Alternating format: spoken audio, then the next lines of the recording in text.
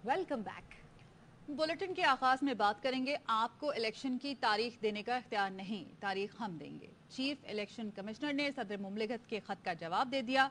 राजा सिकंदर सुल्तान ने सदर आरिफ अलवी के नाम खत में कहा, आपसे मुलाकात की खातिर ख्वाह नताइज नहीं होंगे। इलेक्शन एक्ट 2017 में तरमीम के बाद इलेक्शन कमीशन तारीख देने में बाइख्तियार है। सदर मुमलिकत तब इलेक्शन की तारीख देते हैं जब असम्बलियां खुद तहलील करें। एक्ट में तरमीम से कबल सदर मुशावरत करके पोल डे की तारीख दे सकते थे। तरमीम के बाद पोल डे का तयन करना इलेक्शन कमीशन का इख्तियार है। सदर मुमलिकत और उनके ओहदे का एहतराम करते हैं, मुख्तलिफ मामलात में रहनुमाई लेते रहेंगे। सदर आरिफ अलवी ने चीफ इलेक्शन कमिश्नर को खत लिखकर आज या कल मुलाकात की दावत दी थी।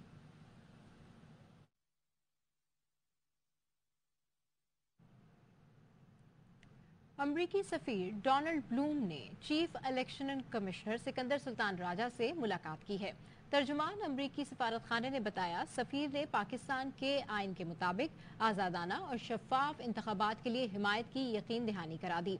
अमरीकी सफीर डोनाल्ड ब्लूम ने कहा, पाकिस्तान के मुस्तकबिल के रहनुमाओं का इंतखाब पाकिस्तानी अवाम का काम है। अमरीका पाकिस्तान से ताल्लुकात को मजीद गहरा और वसी करने के लिए पुरअज़्म है। अमरीका पाकिस्तानियों के मुंतखब करदा नुमाइंदों के साथ मिलकर काम करता रहेगा।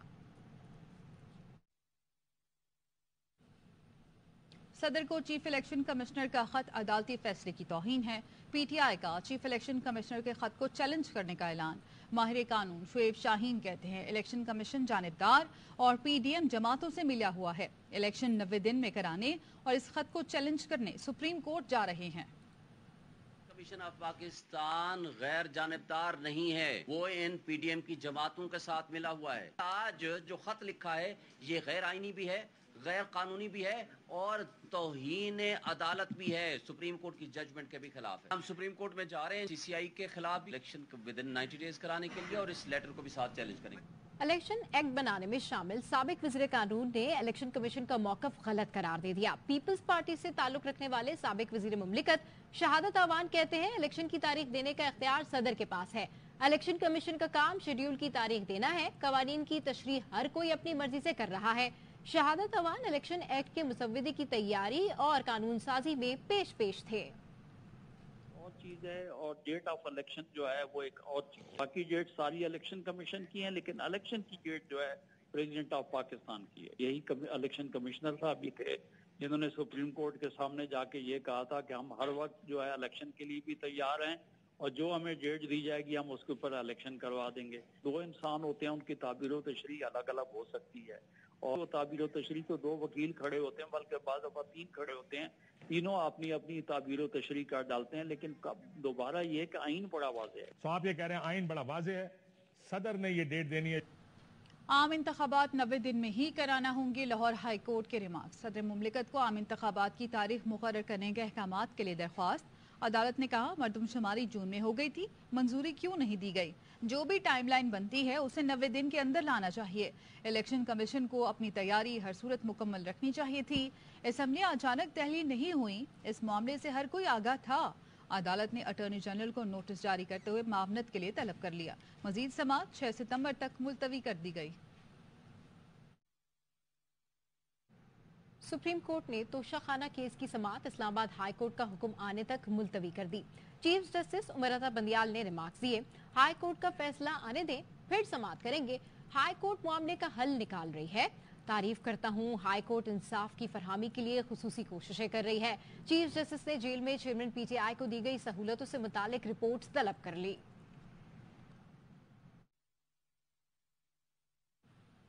इस्लामाबाद हाई कोर्ट में तोशाखाना केस की समाअत चीफ जस्टिस आमिर फारूक ने कहा, सुप्रीम कोर्ट का ऑर्डर हमें भी अभी मिला है, इसमें कार्रवाई का कहा है। रिमार्क्स दिए, खोसा साहब, मातहत अदलिया से गलती हुई है लेकिन एतमाद देने की जरूरत है। दौरान समाअत चेयरमैन पीटीआई के वकील बैरिस्टर गौहर ने दलाइल में कहा, हाई कोर्ट ने ट्रायल कोर्ट का फैसला कलअदम करार देकर दोबारा फैसले का हुक्म दिया। ट्रायल जज ने गलत किया कि पहले से कलअदम हो चुका फैसला ही दोबारा लिख दिया। चीफ जस्टिस आमिर फारूक ने रिमार्क्स दिए, जल्दी में तो ऐसा ही होता है ना। मुकदमे की समाअत कल तक मुलतवी कर दी गई। बिजली की कीमत में होशरुबा इजाफा, कराची के ताजरों का सबर जवाब दे गया। टिम्बर मार्केट के दुकानदार के इलेक्ट्रिक के अमले पर पिल पड़े। इलेक्ट्रिक को राइटिंग में दे दिया था कि जब तक हमारा मसला हल नहीं होगा हम बिजली के बिल नहीं बढ़ेंगे। इन्होंने आज आगे बदमाशी की है, हमारे पंद्रह तारीख की है।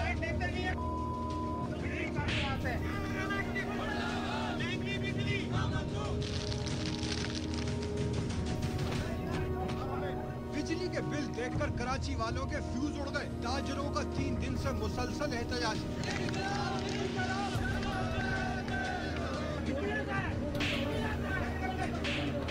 टिम्बर मार्केट में के इलेक्ट्रिक का अमला मीटर उतारने पहुंचा तो ताजरों का मीटर शॉर्ट हो गया।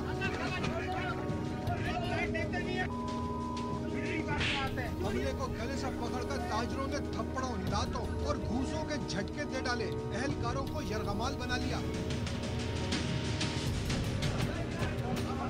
चेयरमैन ऑल्स की ताजर इत्तेहाद शजील कोपलानी ने इल्जाम लगाया कि इलेक्ट्रिक के अमले ने बदमाशी की। वज़ीर आज़म पाकिस्तान को गवर्नर सिंह के सामने हमने बता दिया जब तक हमारे मसला हल नहीं करेंगे कराची इलेक्ट्रिक को बिल नहीं देंगे। उधर बिजली के बिल देखकर शहरी सख्त परेशान और गम और गुस्से का शिकार है। एक सेवर जलता है, एक पंखा है भाई और एक फ्रिज है। 31,000 रुपए बिल मुनासिब है। पब्लिक पूरा ही फारिग हो गया है। बिल इतने आ रहे हैं, मार्केट में सन्नाटे लगे हुए हैं। बहुत मुश्किल है, होना रेजी हो जाएगी, छीना झपटी हो जाएगी। अपने घर के राशन पानी भरे या बिजली का बिल भरे, जायज हो रहा है। हमारे साथ आवाम आई है पिसने के लिए, आवाम पिस के मर जाएगी, गवर्नमेंट खुश रहेगी।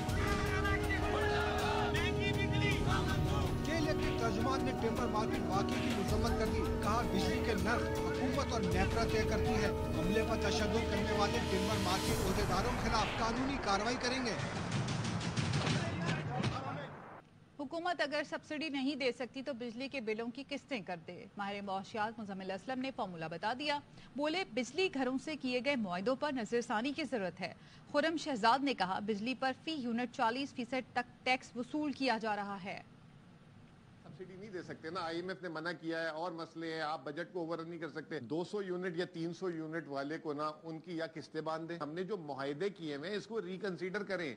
ये बहुत महंगे हो गए हैं। 30 रुपए यूनिट में बिजली की सिर्फ 7.5 रुपए लागत है, बाकी 22.5 रुपए टैक्स और बिजली घर का किराया है और फिर उसके ऊपर अलग टैक्स हुकूमत के अलग हैं। अगर आप बिजली के टैक्सेस देख लें तो 40% तक टैक्सेस हैं एक बिजली के बिल में। अगर आप बिजली की कॉस्ट देखें तो 53 रुपया पर यूनिट विदाउट टैक्सेस है और 77 रुपए पर यूनिट विद टैक्सेस है, यानी कि 40% टैक्स है। एनर्जी की कॉस्ट का बढ़ना और रुपये का वीक होना, इन दोनों ने बहुत ज्यादा जो इन्फ्लेशन को बढ़ा दिया। 15 अगस्त को कराची के इलाके खैबान तारिक में ट्रैफिक हादसे की CCTV फुटेज सामने आ गई। हादसे में मोटरसाइकिल सवार नौजवान अब्दुल्ला जाँ बहक हुआ था। नौजवान को कुचलने वाली गाड़ी सिंध की अहम शख्सियत की बेटी के नाम रजिस्टर्ड है। गाड़ी नंबर BT के 255 मोमल एजाज के नाम पर रजिस्टर्ड है। हादसे के वक्त गाड़ी अहम शख्सियत का बेटा चला रहा था। हादसे के बाद ड्राइवर मौके से फरार हो गया था। पुलिस ने गाड़ी कब्जे में ले ली। हादसे का मुकदमा अब्दुल्ला की वर्सा की मुद्दत में दर्ज किया गया है। लाहौर में 18 साल के लड़के को जिंदा जला दिया गया। लाश की अभी तक शनाख्त न हो सकी। पुलिस ने FIR दर्ज कर ली। मजीद बात करते अपने नुमाइंदे अहमद खोखर से। अहमद बताइएगा पुलिस की जानिब से इब्तदाई तौर पे क्या बताया जा रहा है? देखिए पुलिस ने जो है वो FIR दर्ज कर ली है कि आज 7 बजे जो है ऐसा वाक़या है कि खाली प्लॉट में एक लाश मिली नौजवान के पुलिस को, जो कि मुकम्मल तौर पर जिसको जलाया गया था। लेकिन पुलिस ने तहकीकात शुरू की है तो मुकदमा भी दर्ज कर ली है और मुकदमा मतलब के मुताबिक उसका किया गया कि लाश के ऊपर जो तशद्दुद के निशान मौजूद थे, उसके हाथ बांधे हुए थे। ताहम उसको कत्ल करने के बाद जो है वो जलाया गया है।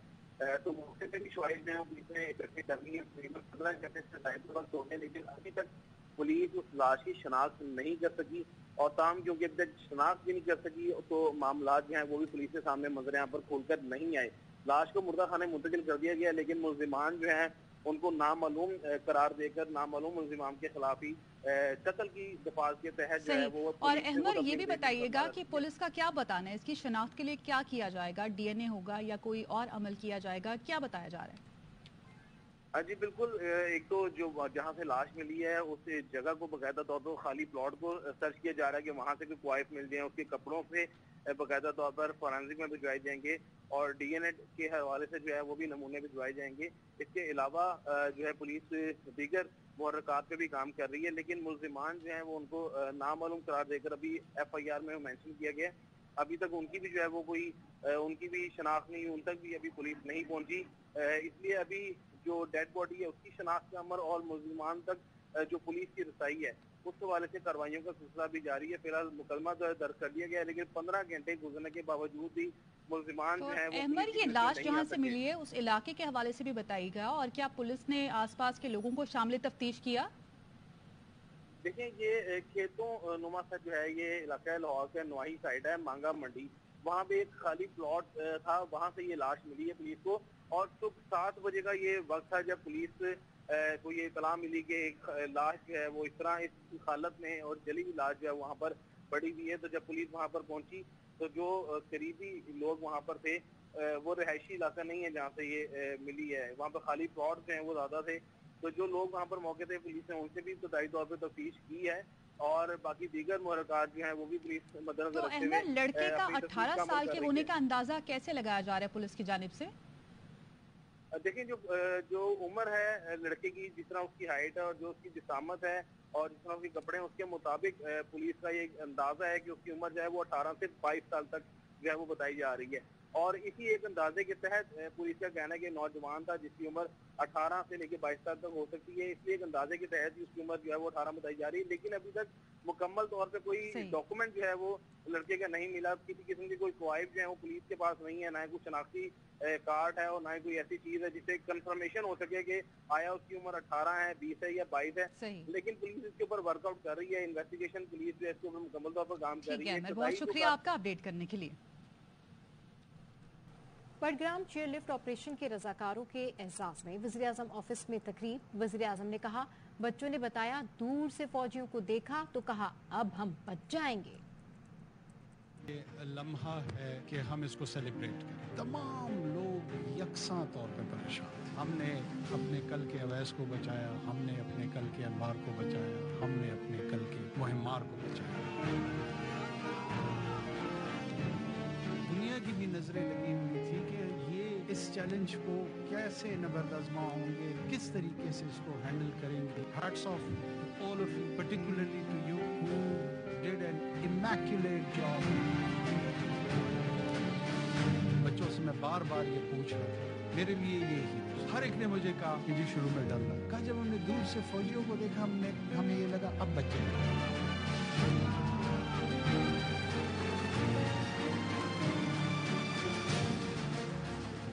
और अभी आपको बताया कि कराची चिड़ियाघर से मधुबाला हथनी को सफारी पार्क मुंतकिल करने का मामला। गैर मुल्की डॉक्टर्स की टीम ने सफारी पार्क में मधुबाला के लिए किए गए इंतजामात को गैर तसल्ली बख्श करार दे दिया। सफारी पार्क में मधुबाला के लिए 5 एकड़ जमीन को मुख्तस किया गया था। 1 एकड़ पर हथनी के लिए कंपाउंड बनाना था। सफारी पार्क इंतजामिया की जानिब से अब तक कंपाउंड नहीं बनाया गया। कराची के सफारी पार्क में डायनासोर्स का पार्क बना दिया गया। रोहा फातिमा की रिपोर्ट। में देखा है डायनासोर्स को, हम लोग को रियल लाइफ एक्सपीरियंस करने को मिलेगा। इतना अच्छा लग रहा है कि मतलब आवाजें आ रही हैं, लग रहा है कि वाकई डायनासोर आ जाएगा पीछे से काटने के लिए।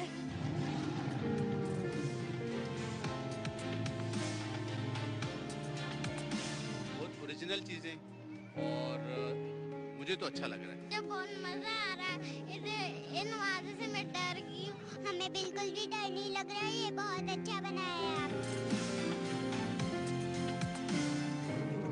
आवाम के लिए बनाया गया डायनो सफारी पार्क लोगों की तवज्जो का मरकज बन गया है। बच्चे बड़े सभी डायनासोर के साथ तस्वीरें खिंचवाकर खूब एंजॉय कर रहे हैं। कैमरामैन नुमान शेख के साथ रूहा फातिमा, ARY न्यूज़, कराची। सिंध के निगरां वजीर बराए माइंस एंड मिनरल्स खुदाबख्श मरी कहते हैं कि कभी IMF की तरफ जाते हैं, कभी दूसरी तरफ माइंस एंड मिनरल्स से भरपूर फायदा उठाया जाए तो बड़ी सपोर्ट मिल सकती है। सिंध के सिर्फ 5 अजला में माइनिंग हो रही है। 16-17 साल से एक्सप्लोरेशन नहीं हुई। इस वक्त क्राइसिस के अंदर चल रहा है। हम या तो IMF की तरफ जाते हैं या हम किसी और तरफ जाते हैं। को माइंस एंड मिनरल सही तरीके से यूटिलाइज करें तो आई थिंक हमें बड़ी सपोर्ट मिल सकती है। चूना पत्थर है, मार्बल है, किले है, चाइना मट्टी है, ग्रेनाइट वगैरह है। हमारे पास इस वक्त जो वेरीफाइड माइंस एंड मिनरल्स के पास जो हैं वो 27 हैं। माइंस एंड मिनरल इस वक्त सिर्फ 5 डिस्ट्रिक्ट में एक्टिव है। आई थिंक 2006 और 5 के बाद एक्सप्लोरेशन नहीं हुई पूरे सिंध में। बुनियाद रखना चाहता हूँ कि ये पूरे सिंध में की जाए। फिलहाल इतना ही। मज़ीद खबरों और अपडेट्स के लिए देखते रहिए ARY न्यूज़।